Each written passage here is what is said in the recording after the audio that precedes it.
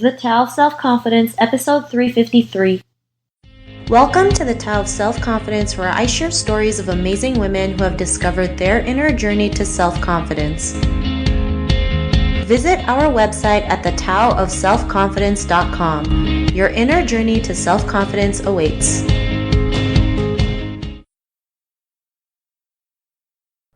Well, hello friend. Welcome to the Tao of Self-Confidence, where I share stories of amazing women who have discovered their inner journey to self-confidence. I'm your host today, Sheena Yap Chan, and today I have a phenomenal lady on the show today. She's an entrepreneur and a woman advocator. She's been representing UNWomen's He for She advocate, which is really amazing, and I'm just excited to have her on today. So without further ado, I'm going to introduce you to Shannon Kalayanamitr. Shannon, how are you today? Maybe you can fill in a little bit more about yourself to our listeners. Awesome. Hi, thank you so much. Shannon Kalayanamitr.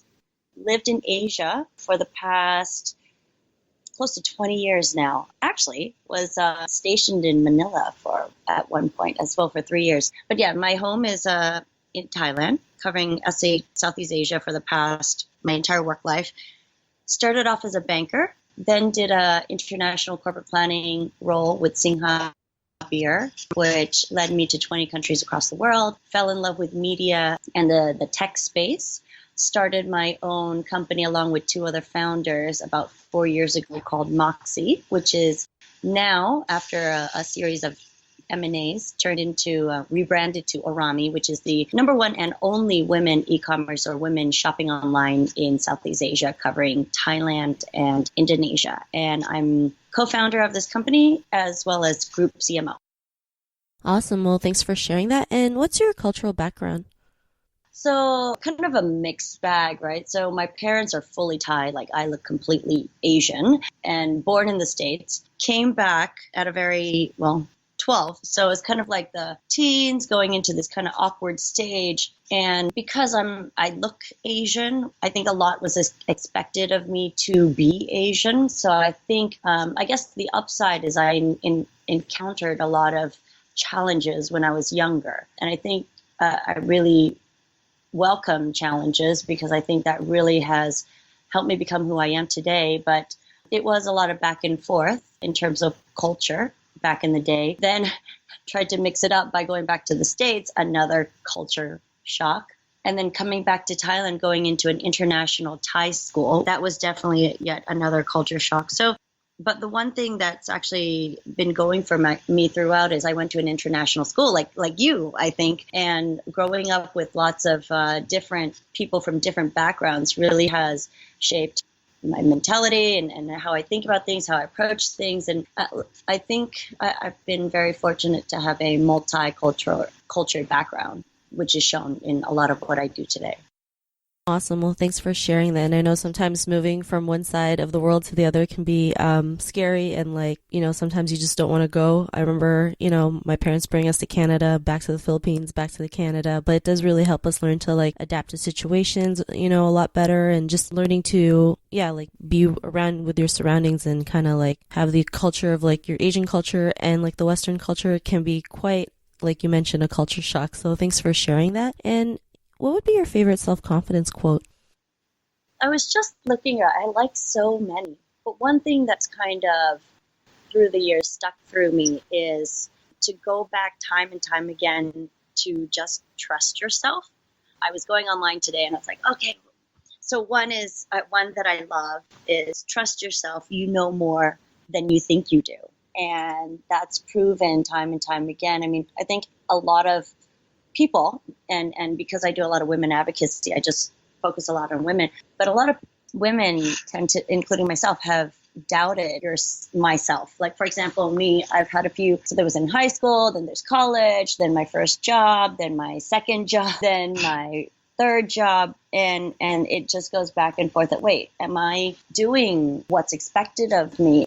Is it me? Am I weak, or am I not right, or is my skill set, or what do people think of me? And there's tendencies, even though each time I made a jump in my career, even though I feel like I'm rocking it, there is always a sense of doubt. But what's never wavered is at the end of the day, I'm like, wait, I'm actually doing something that's really good and no one else can do what I do. So to trust yourself has just really been repeated in my head constantly.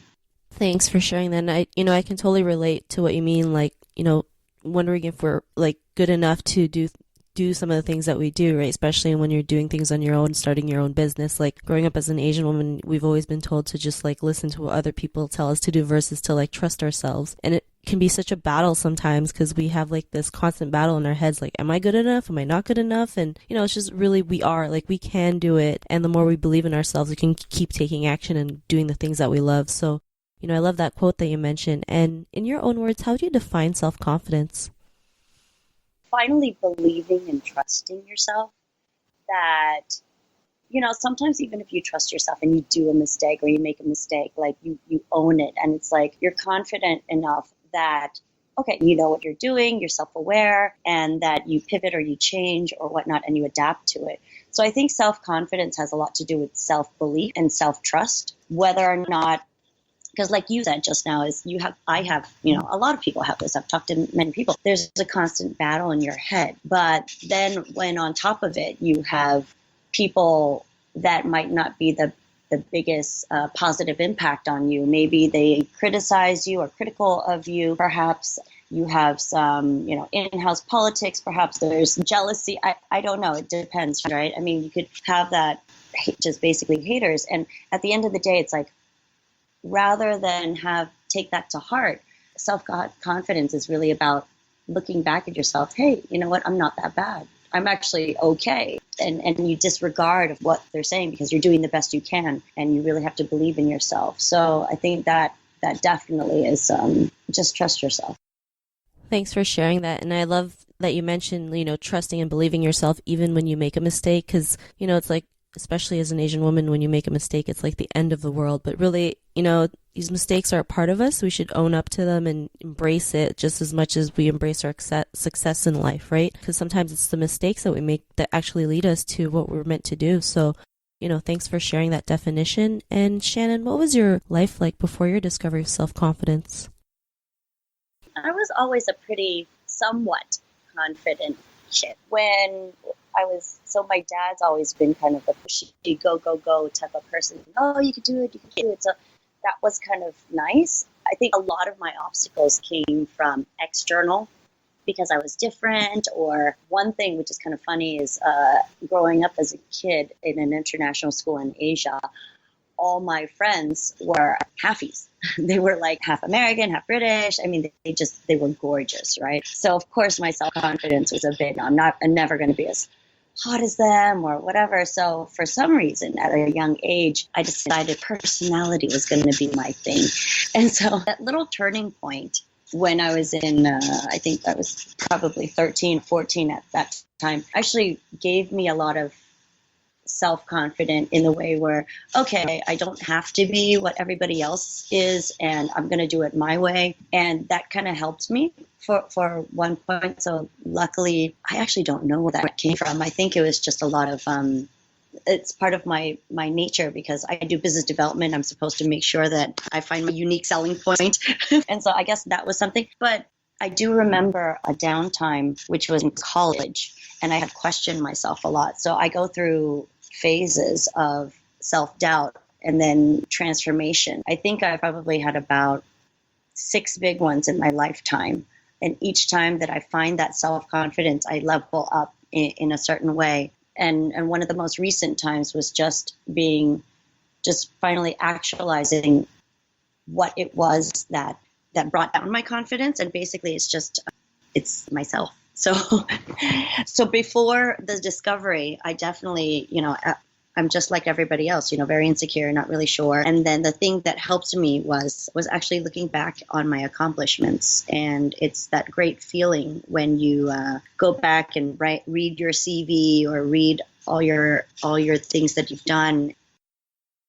Awesome. Well, thanks for sharing that. And, I like how you mentioned just looking back at the things that you've accomplished because, it really does make a difference when you see like a list of things you've done. It's like, wow, it's like, I can't believe I've done all this. It's like, what else can I create? What else can I accomplish? And, it can be from something big as, being a woman advocate for UN or just, running for like an hour for the first time, right? I mean, it all adds up and it all helps you build that confidence. And, because of that, what's your life been like now? Awesome. I mean, obviously, it's not always perfect. There are some things that hit me here and there, but women especially, we have this cycle. Like 25, you have this quarter life crisis because you just got out of college, your first job is not really sure. Then you kind of like self doubt, hey, am I in the right thing? Then you have another one, as women towards 29, oh no, I don't have a boyfriend or whatever. And you're self doubt, am I good enough? And this and that. And then you kind of power through it. I didn't find my boyfriend, who's the father of my children. We're just not married. So I actually started really late. I met him when I was 34.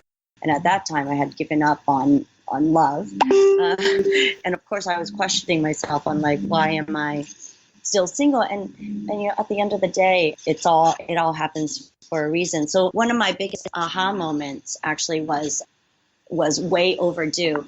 I had two big ones. One is actually when I first got into college, because everybody thought that I really sucked in school. Second time was when I actually got my first real big gig at PricewaterhouseCoopers. And again, I was not doing very well in school and I proved everybody wrong.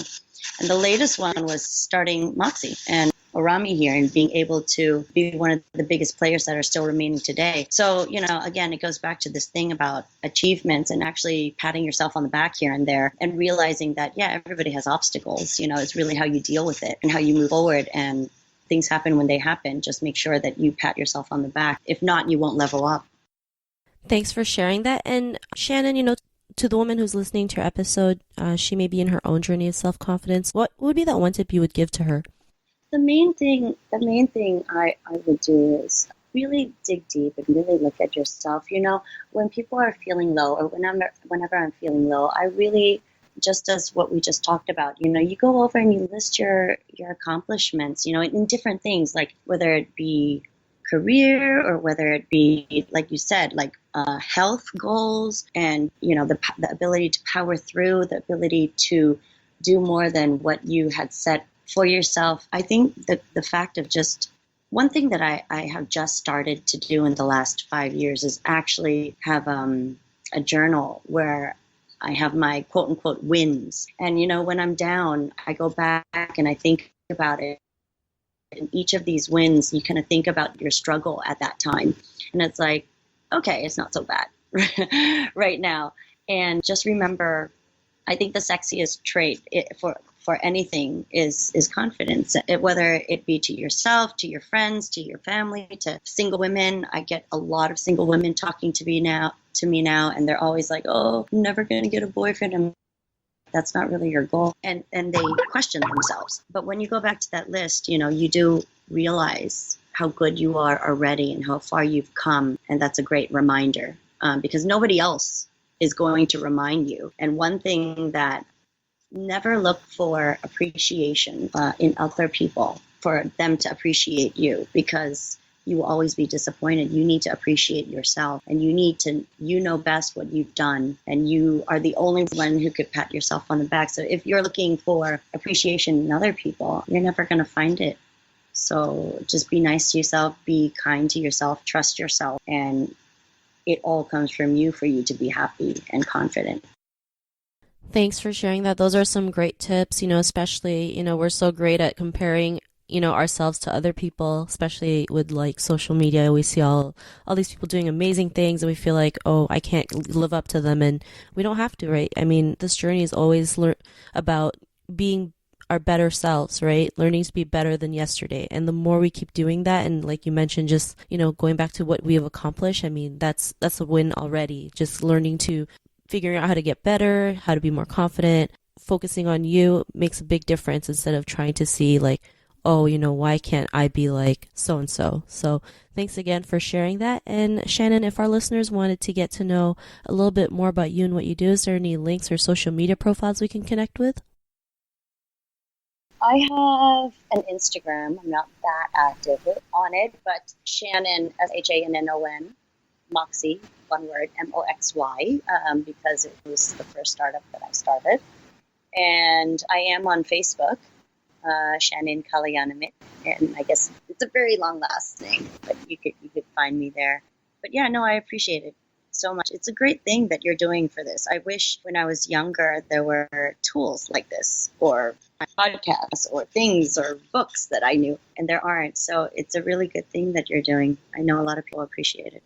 Thank you so much. I mean, I totally feel the same way. When I was growing up, nobody ever talked about self-confidence, and it is something that's totally needed. For me, it's like, I knew that there's so many women out there who are feeling the same way, and, they feel like they're alone, and, doing these shows is showing them that we all go through it, and, we can relate to each other and figure out how we can lift each other up than, bring each other down. So thanks again. And to the listeners, if you wanted to connect with Shannon, you can also head on over to thetaoofselfconfidence.com and search for Shannon's name. Her show notes will pop up along with everything else we talked about.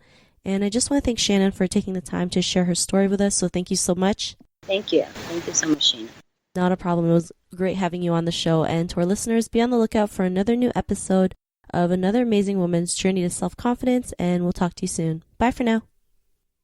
Thank you for tuning in to another amazing episode of The Tao of Self-Confidence. Get your free audiobook by visiting our website at thetaoofselfconfidence.com. Your inner journey to self-confidence awaits.